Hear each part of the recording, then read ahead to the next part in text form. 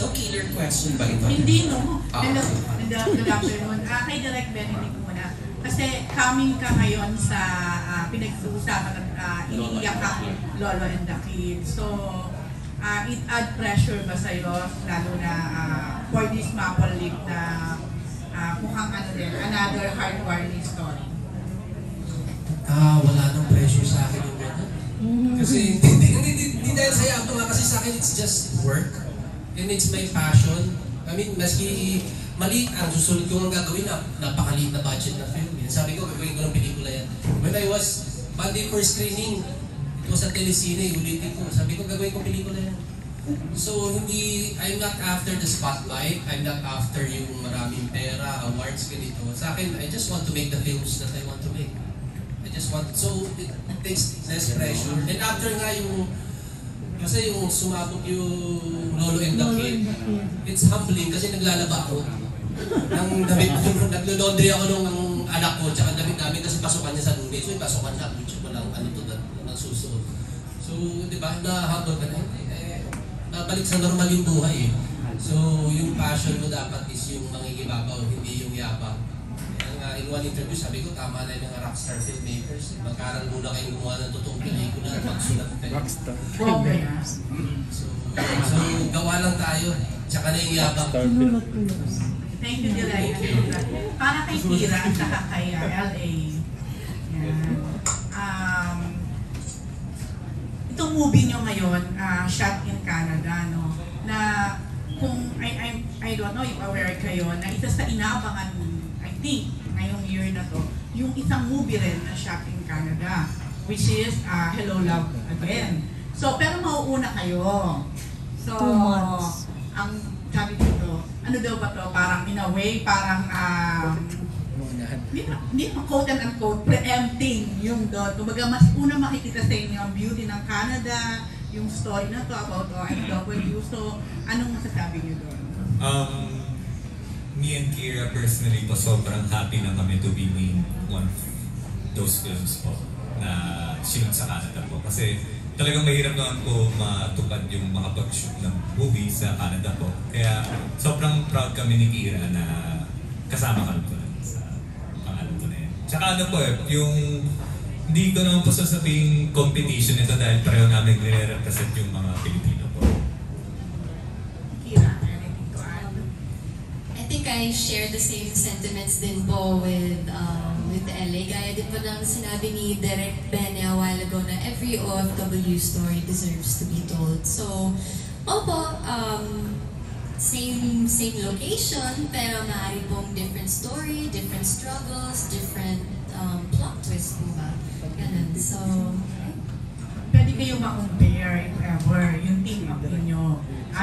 Yung Kat din kasi hindi pa umaamin na kung sila ba talaga in real life. So kanina medyo pinupush na kayo ni Julie. May mga nagbubulong-bulong na parang mas kung between Kat din daw and sa inyo, anong tawag sa inyo? Hila? Hila, okay.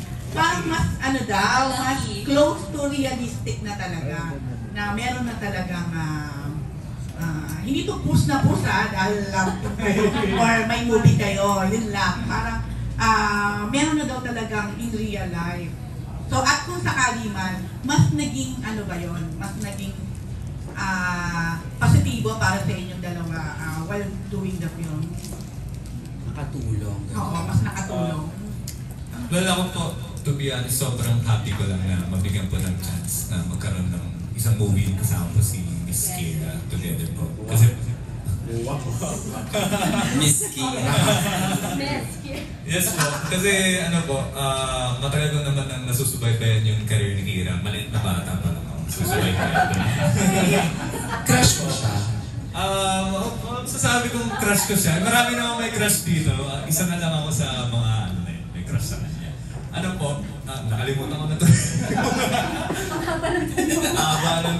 Ano po? Hindi, tanong kung yung, di ba may usap-usapan ko ang Kat din, may real life din bang eksena or ano.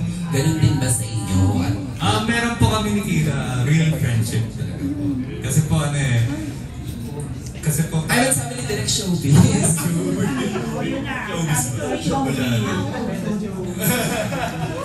At nakatulong ba daw yun kung may real something? Yes po, pero nakatulong naman po talaga yung pagsasama namin ni Kira, lalo na for this project po na, lalo yung pinoportray kasi namin, dito si Maki and si Molly, parang long time couple na talaga po sila. Yun din pala yung kwento kong parang unique thing sa movie na ito. Yung love team namin dito ni Kira, hindi siya yung kilig-kilig na fresh pa. Yeah, it's a very mature relationship. Yung nasa point na kami na umay na kami sa isa't isa. Kaya yun yung relationship na dito. Kaya yun po yung sana medyo ng mga tao kasi talagang nakakatawa naman po tsaka masaya po yung pag-birthday namin ni Kira ng isang old couple. Oh.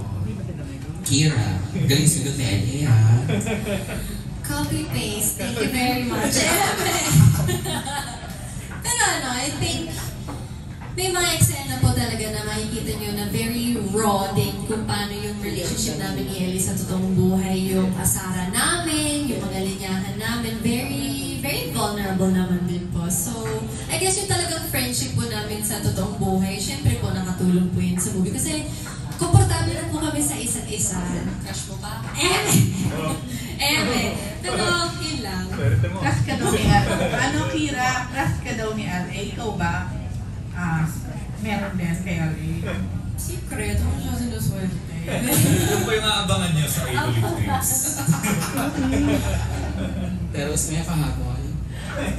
Okay na. Hindi siya tayo ba? Ang parang di satisfied si Pero. Hindi satisfied. Bakit si Direk may alam? Tanongin mo si Direk. Oh, sige. Si Direk na lang. Inalili yung mic. Observe mo sa kanila direct, lalo na while filming. Kasi marami nito sa amin na sila na talaga in real life. Sweet sila, so masaya, di ba? Pag sweet yung hindi, they need that eh. They need that. Ang hirap nung ang hirap nung naglolokohan lang kayo habang there's some sort of reality even in that moment. And you will see you will see, mahirap yung mga exchanges nila eh. So dito, and seeing them, actually mag-shota o hindi mahirap pa. Meron nga mag-shota pangit pa kinalalabasan eh. Di ba? So, actually, the magic is ang magic talaga, and where you can really, what they call this, measure an actor. Maski wala siya dun sa sitwasyon na yun, he can do away with it. The scenes. Diba? Maski hindi sila magjowa, hindi sila nagsisex, hindi sila naghahalikan o kahit ano. May chemistry, di ba? Ang hirap naman na kailangan nyo pang mag-sex at bago kayo magkaroon ng chemistry. Di ba? Sure ka ba dyan? Sure ka ba dyan? Direk sabi ni Taman mo niya. Sure ka ba? Direk kasi ang lalabas din, hindi kailangan mag-sex. Kahit hindi sila Pero nag-sex. mas sukat yung magaling na artista. Magaling sila. Bakit parang napainom tuloy si Kira? There are we put so much pressure dun sa mga magkakalagti minsan na kailangan kayo magjawa, ganito. Eh, minsan kasi work. Some of the best dito yung love teams, hindi na naging sila. O hindi sila eh. Diba? The Chandoy Bea, sabi nga, hindi na sila. Pero, hindi nga ba? Hindi ko alam. Okay, Thank you, Ate Rose. Kuya Cesar next from Net25. Question po. Question po for... Wala. Check. Wala po. No po. Direk. Opo. Kasi aware naman po tayo na talagang nag-boom sa box office yung latest and love team po ngayon. And right now po, talagang sa tingin natin, napapapalik na yung mga pelikula, mga avid viewers ng pelikulang Pilipino sa sinehan. Ito po, kumbaga sa inyo, are you also expecting this box office? So at the same time po, ano naman po yung treatment nyo po?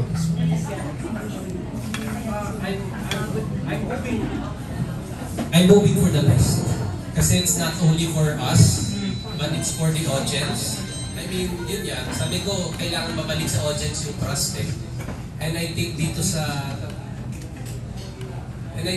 movie na to, I think we gave them justice. I mean, it's worth your 400 or your 500 or your 350 pesos. Believe me. Hindi kayo magsisisi pag nagbayad kayo sa sinihan for this movie. And yung treatment-wise, you'll be surprised.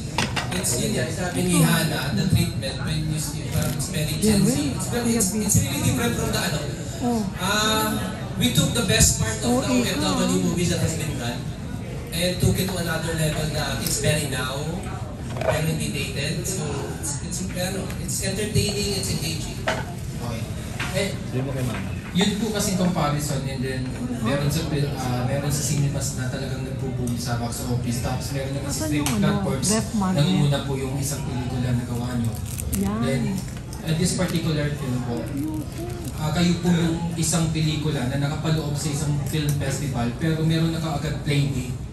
Kasi hindi po ba yung iba, after pa ng film festival, ino-organize yung play date. Yeah, we planned it right, I think. Kasi sinabi na namin parang dito, papalabas to ng 25, there's a festival before that. It's a good opportunity to palakisin pa yung marketing. So sinali namin, and fortunately nakapasok sa Sinag Maynila, thank you to the organizers. Yeah, so it's part of the strategy, and I hope it works for us. Okay. Mauuna yung Sinag Manila. Yes, mauuna, pero it's just 4 days 4 or 5 days, and very few screenings. I hope we get good reviews. For LD or for Kira, there's a particular scene ba dito na interconnected kayo sa Maple Tree? Or talagang Maple Leaf? Share ko po pero siguro not too much. Pero hindi mas po yun. Pero yung list ko na yun, nagsisimbolize ko yun ng pagmamahalan namin bilang Maki and Molly po. Kasi po, kaya ko po nabigay sa kanya yung down to them. Kasi after ng lahat ng pinagdaanan ko namin, after that, paghihirap, nakatayo po pa rin kami pareho ni Molly. Tsaka nagmamahalan pa rin po. Kaya yung Maple Leaf po na yun, yun talaga yung nag-type bilang dream namin. Kaya Maple Leaf dreams. Thank you. Maraming salamat. Maraming salamat, Kuya Cesar. Next question will come from Kuya Alex. Hi. Direct, there are so many films shot abroad, diba? What is Maple Leaf Dreams not all about? Not all about. It's not about frivolity. Ang dami tuloy. Kapa-English tuloy ako. Hindi siya mababaw. Sometimes you watch films, yun that's the first thing, when we were writing it, making sabi ko, hindi ito mababaw. It's not, hindi ito love story lang. Kasi yung iba gagawa doon, pwede nyo shoot sa pwede nyo shoot sa Manila o sa Quiapo. Kasi nakasentro lang naman doon sa love story. So the difference ng Maple Leaf, a big part of it talks about the struggles and kung ano yung buhay doon sa Canada. Yun nga it was OFW immigrant story first before the love story, which makes it more special. Kasi mas malaki yung nare-represent ng mga actors natin. Hindi lang lovers, they're representing a sector, a big sector, which is yun nga, mga OFW sa immigrants. Is there a pressure doing this because there are many films or many teleseries na, diba, or drama anthologies na nag-center sa OFW? How did you make it different from other series or other films? Kasi parang, diba, parang, ay, baka nakita ko na yung nakita ko before, diba?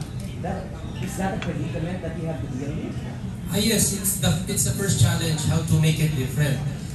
Luckily for me, I was part of Anak. I was a script continuity of Anak when I was just starting. And then I was the head writer of On the Wings of Love. So I did the film, I did the series, so alam ko na. So I have nakita ko na, and I know Milan, etc. and the other, alam ko na what's all about. So when we're making it, when we're writing it and creating the story, I know na hindi ko gagawin yan, ito yung gagawin ko. Ito yung gagawin namin. So yun, it helped because of my involvement sa mga projects na yun. And those were very successful projects and I hope it follows. Thank you. LA and Kira, you were playing OFWs here. What battles did your character win and what battles did your character lose? playing Maki po, si Maki po kasi siya yung nagtatayong pader sa mga mahal niya po sa buhay. Siya yung laging nandyan pag kailangan po yung mga kapatid niya, si Molly po. Si Maki talaga yung nandyan talaga. Kaya yun po yung naging challenge ni Maki kasi po dito sa Pinas manager po si Maki. Tapos yung naging challenge sa kaming paglipat ng Canada na bigla na lang siya naging janitor po. Bigla siya naging waiter lang. Sobrang mababa talaga po yung pwesto na. Siya po yung sumusuporta sa kanila dalawang ni Molly na sa Canada po. Kaya po yun yung naging struggle ni Maki na ang hirap ng malaking bago sa buhay niya. Kasi si Maki po, sumunod lang siya kay Molly na si Molly talaga po yung may pangarap na pumunta ng Canada. Si Maki bilang mahal na mahal niya po si Molly, sumama po siya, binantayan si Molly sa Canada po. Kaya yun po yung nahihirapan si Maki na dala-dala niya po na sa Pinas, okay naman na ako sa Pinas, may magandang trabaho naman ako Pero ba't dito parang naging basura ako. Kaya doon po nahirapan si Maki na naipon na lahat ng galit, lahat ng pagsisisi na sumabog na siya kay Molly.